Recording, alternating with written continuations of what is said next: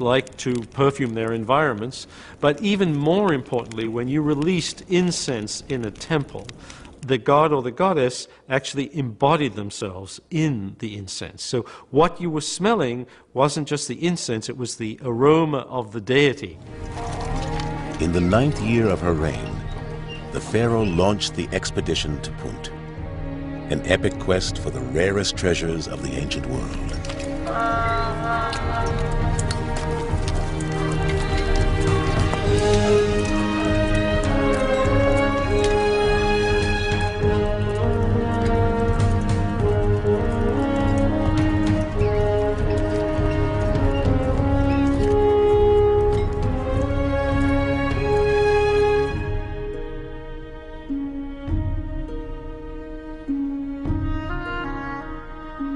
Stage management was the essence of this trip. It was a huge piece of theatre, it was a huge piece of propaganda to show that Hatshepsut can deliver the exotic, the unusual, the divine. It also creates work for an unemployed army. It's a feat that they can talk about to their grandchildren, that they can say we did under the famous Queen Hatshepsut.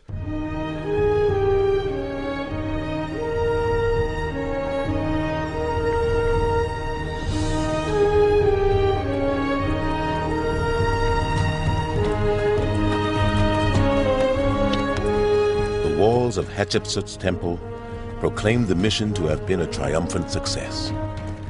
The reliefs depict the exotic treasures her soldiers brought back to her. Look, they are returning, and they have brought something truly amazing. Trees heavy with fresh incense ready to plant, ebony and whitest ivory, baboons, monkeys and dogs, countless leopard skins, even slaves and children. Nothing like this has ever happened to another king of Egypt. The scribes who accompanied the army carefully recorded the wonders of that exotic land. Houses on stilts, giraffes, and strange tropical trees. Along with the flora and fauna, the Queen of Punt was depicted as a huge, fat woman. These reliefs are regarded as the first anthropological study in history. The expedition to Punt did more than legitimize Hatshepsut's position as pharaoh. It set her apart as the pharaoh who had opened Egypt and reached out to foreign lands. Under her reign, you really have the explosion of wealth, of power, of vision in a way. It's a great reign. After 22 years on the throne, Hatshepsut died. She hoped that her obelisks towering over Karnak would forever remind the world of her greatness.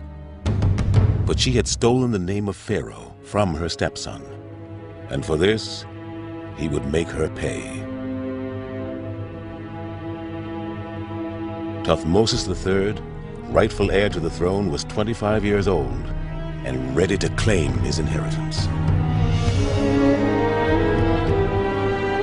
Amun opened the gates, and I flew up to heaven as a divine hawk. He gave me his strength and his might.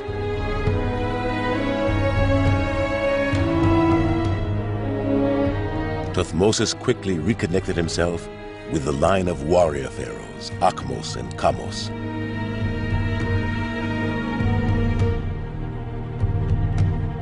It would be as if his stepmother had never reigned. Thutmose would make sure of that.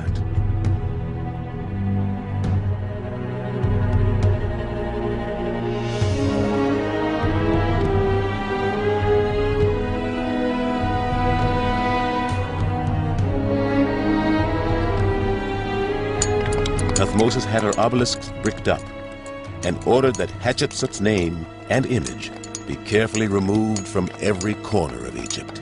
Thutmose III is saying we don't need the memory of this female ruler, this interlude in the history of Egypt as an imperial power. Even Hatshepsut's beautiful temple was defaced. It would be like it was in the days when it was being built and decorated, but in reverse. The scaffolding would be up. There would be hundreds of workmen scurrying around, busily chipping away at the wall. To organize the defacing of the royal image of Hatshepsut was certainly a major bureaucratic task. And if there was anything the ancient Egyptians liked, it was a major bureaucratic task. So I'm sure this was some high official's acme of his career. All evidence of Hatshepsut's reign was destroyed. If you erase someone's image from their mortuary monument, you are in effect erasing them from continuing existence in the afterlife. And for any Egyptian, royal or otherwise, that's total disaster. And so by defacing a monument like that, you're saying, no, you don't have eternity. With her name erased throughout Egypt and excluded from all the lists of kings, it was as if Hatshepsut had never existed.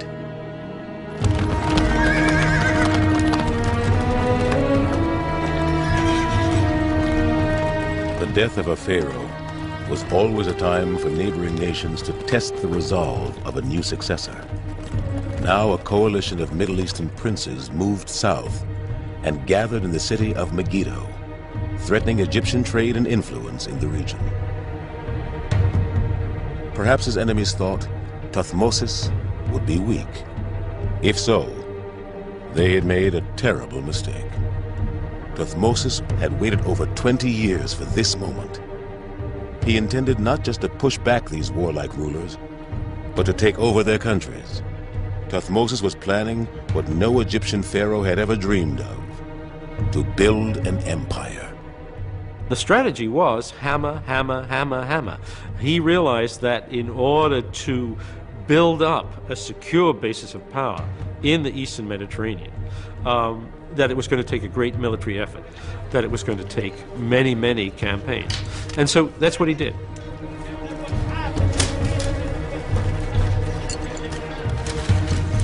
To increase the size of his army, Thutmose launched a huge recruiting campaign. Soldiers were enlisted either voluntarily or by force.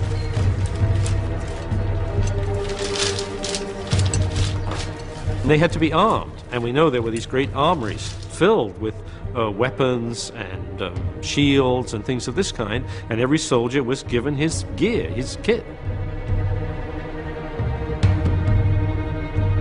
Finally, the 4 great divisions of the powerful Egyptian army headed north, across the scorching Sinai Desert.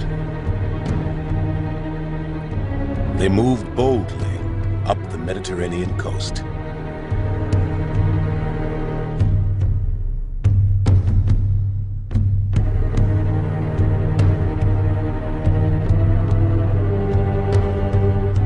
An Egyptian army on the move would be an impressive affair.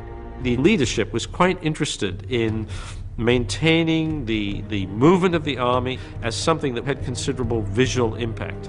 And it was partly to impress the enemy. They would be hearing, what is the Egyptian army like? Does it look intimidating? Is it straggling? Is it not well organized?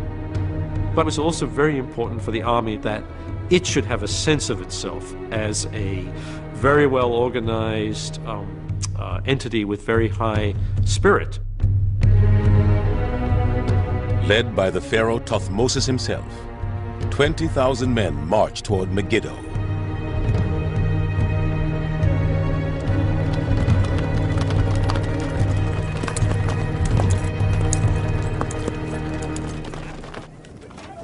At the end of every day, when the troops made camp, the pharaoh's scribes recorded the army's latest achievements. They were the first war correspondents in history.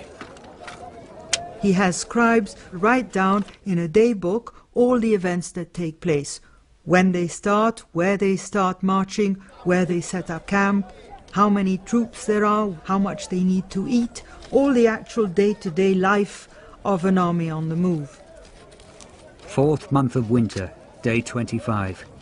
His Majesty passed the fortress of Sile on his first victorious campaign to crush the people who were assaulting Egypt's borders.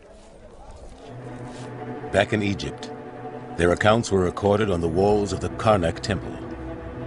The faces of foreigners bear the names of all the cities conquered by Thutmose. Here, the word Israel is recorded for the first time in history. The scribal records also include intimate details of what it was like to be a soldier in Pharaoh's army 3,000 years ago. The trees I lie under at night have nothing to eat on them. Sandflies keep biting me and sucking my veins dry. I'm hobbling about like a cripple because I have to go everywhere on foot. Tell Amun to bring me back alive from this hellhole where I've been abandoned. Thutmose and his soldiers had finally arrived at their ultimate goal. Beyond their camp, behind the mountain, lay Megiddo. This is the town in the Levant where all the princes of the area have gathered. And if you manage to conquer this fortress town, then you've pretty well conquered the whole area. In the words of Thutmose III, the capture of Megiddo is the capture of 1,000 cities.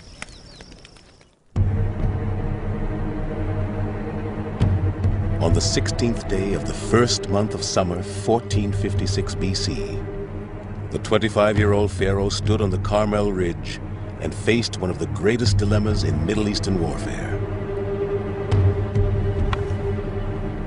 The great fortress of Megiddo lay before him. 3 paths led to the city. 2 were long but safer routes. The third path was the quickest, but it was also the most dangerous, since Thutmose's men would have to go in single file. Thutmose called a council of war. He later recorded how his generals were firmly against taking the dangerous path. They said to His Majesty, "How will it be to go on this road which becomes narrow, when it is reported that the enemies are waiting there beyond? There are 2 other roads here. Do not make us go on that difficult road."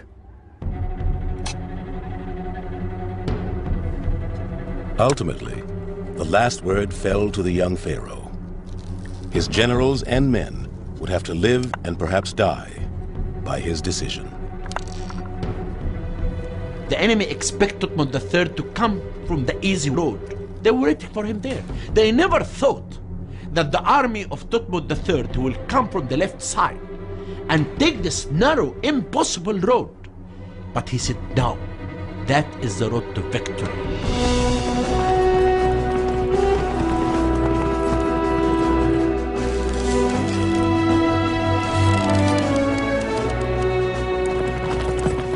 Suddenly, as Thutmose had planned, the Egyptian army appeared among the enemy. In Megiddo, there was panic. The enemy army rushed out of the city to take on the Egyptians.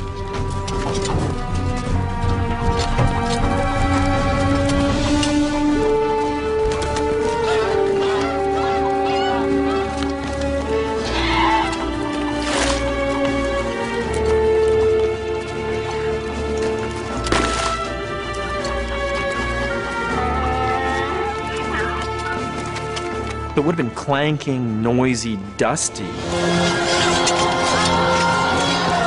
The smell and the noise and the whinny of the horse. It would just be this wild melee and all this blinding dust with enemy soldiers looming up in front of you, just as frightened and angry as you are.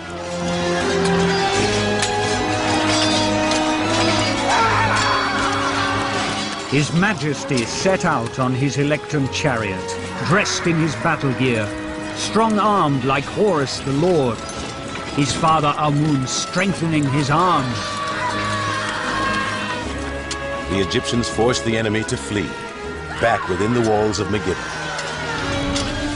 The enemy kings are galloping back to the city and having to abandon their wonderful gold and silver chariots because the city has closed its gates.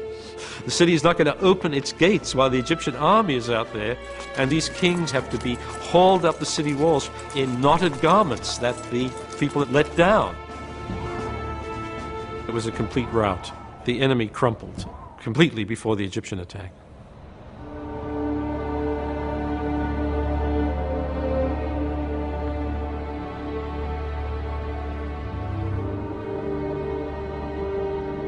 But on the verge of victory, Thutmose's plan went